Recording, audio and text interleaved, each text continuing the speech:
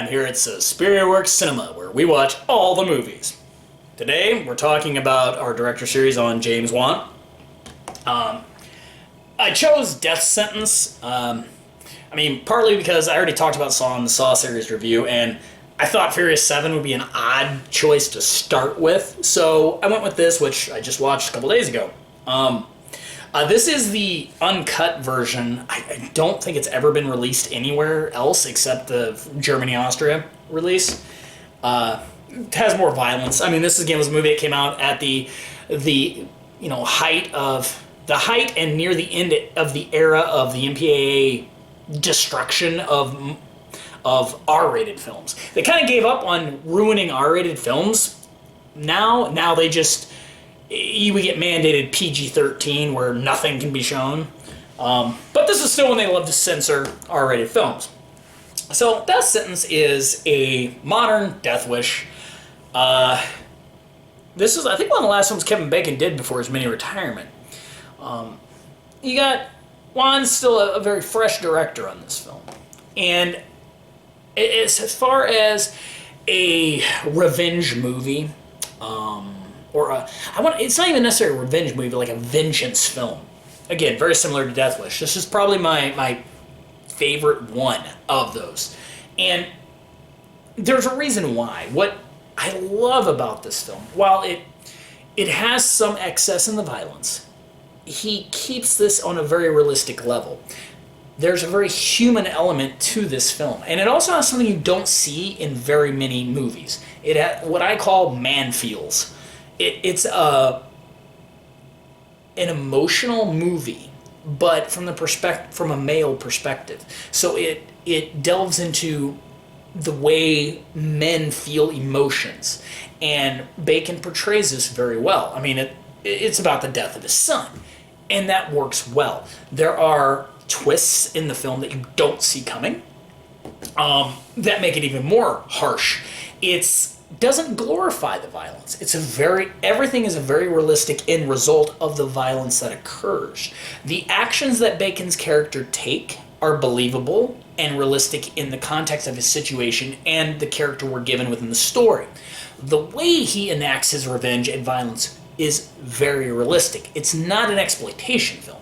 Whereas, something like I Spit on Your Grave, while awesome, is a bit on the absurd side. Those probably aren't going to happen. They're a little orchestrated. This is not. This is a man who is overcome in the heat of passion with these emotions and acts out on them. He's clumsy, he's erratic, he's, hopped up with adrenaline, but he's not good at it. This isn't like somebody came a hardened killer.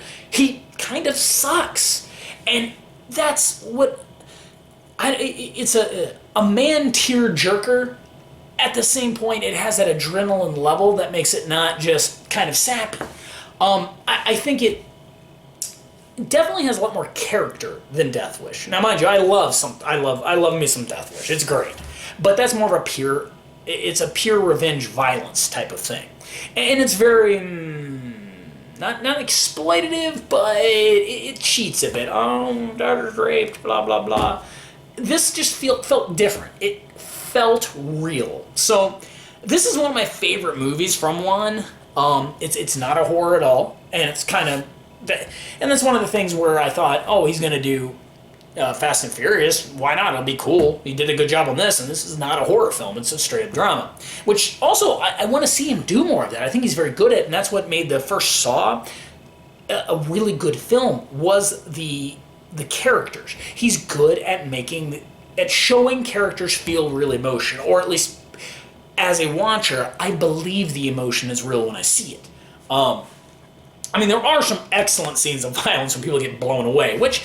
I like. I think that needs to be in the film, but it felt like a realistic portrayal throughout the movie, and I dig it. I know a few of my friends love this movie too that have seen it. I don't think this movie did that well. It came out. It came out right at the same time as another movie with a similar premise with Jodie Foster, which was unwatchable garbage. I have no idea how that, but I think it got a lot better promotion, and it was a by-the-numbers studio generic film. Looked like it was made from a bar chart. This isn't. This is giving me something I really haven't seen. Anytime you have a movie which is based on that man feels concept, it's extremely rare. There are so few films like that, and I think this really hits home. In that feeling, especially if you have kids or something like that, you're gonna trigger right into it. But as a man, and it doesn't. It's like you can have. You can shed a tear and still feel manly watching this film because it's still brutally violent. All around, great film. This is obviously the release to get because you're going to get more gore. I don't know. This is one that I'd like to, chat about. Let me know what you thought about Death Sentence. Have you seen the uncut version even?